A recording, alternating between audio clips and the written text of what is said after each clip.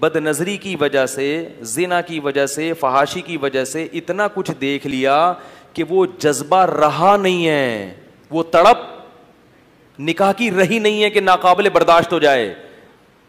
آپ باہر کھانا کھا کے آئے ہو، انڈے پراٹھے، بیگم کو بیوقوف بنایا ہوا کہ میں تمہارے ساتھ لنچ کروں گا یا ڈنر کروں گا، باہر آپ نے برگر پیٹ خوب بھر لیا. اب جب بیگم صاحبہ نے کہا کہ میں دال کو ذرا تڑکا لگا رہی ہوں، صبر کریں، آپ کہیں گے 3 گھنٹے صبر کرنے کے لیے تیار. بیگم 6 گھنٹے کے بعد لاؤ کھانا، لیکن کہیں بھی ٹماٹر کا، تڑکے کا یا کوئی مسالے کی کمی، کیونکہ پیٹ بھرا ہوا ہے آپ کا.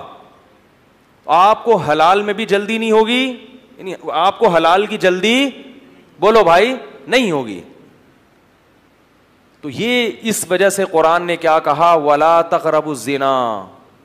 کیوں؟ اس میں عورت کا کیا ہے؟ چاہے عورت راضی بھی ہو پھر بھی عورت کا نقصان ہے. اس میں مردوں کے چسکے ہیں، مردوں کے مزے ہیں. اس لیے یہ جو مولوی لوگ ہیں نا، جو جن کو آپ دقیانوس کہتے ہیں اور بیکورڈ قسم کے کہتے ہیں، اور یہ کہتے ہیں پرانے زمانے میں لے کے جا رہے ہیں، تو یہی مولوی عورت کی عزت جانتے ہیں. عورت کی عزت 4 دیواری میں ہے، پردہ کرنے میں ہے.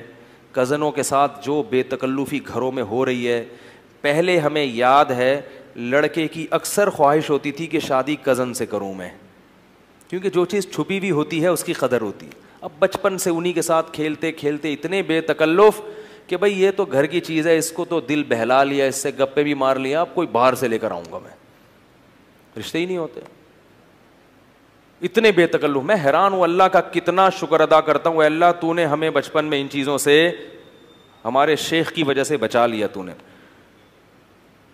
ہمیں، اللہ نے بچا لیا الحمدللہ. اب میں کیونکہ اب ہمارا گھر اللہ نے اپنے فضل سے خاص انعام سے بچا لیا. ہمارے گھروں میں کزنوں سے بے تکلف.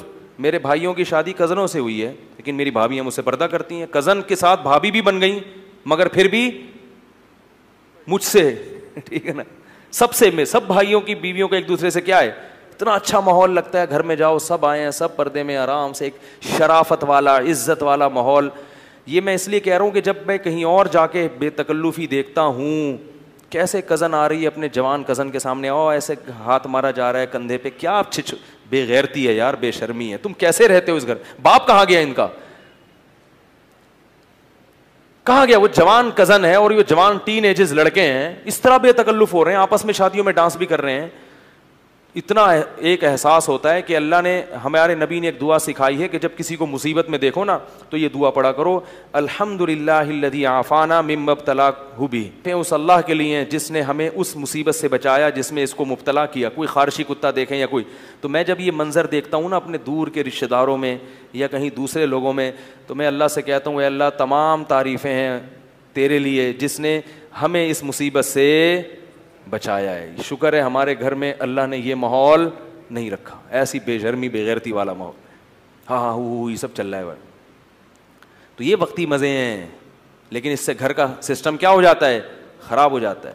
شادیاں نہیں ہو رہی کزنوں کی، کیونکہ وہ دیکھا ہوا ہے کزنوں نے. پہلے کہیں جھلک ہی نظر نہیں آتی تھی، کہیں تھوڑی سی جھلک کہیں میت میں دکھ گئی بھائی ایک دم لٹو ہو گئے.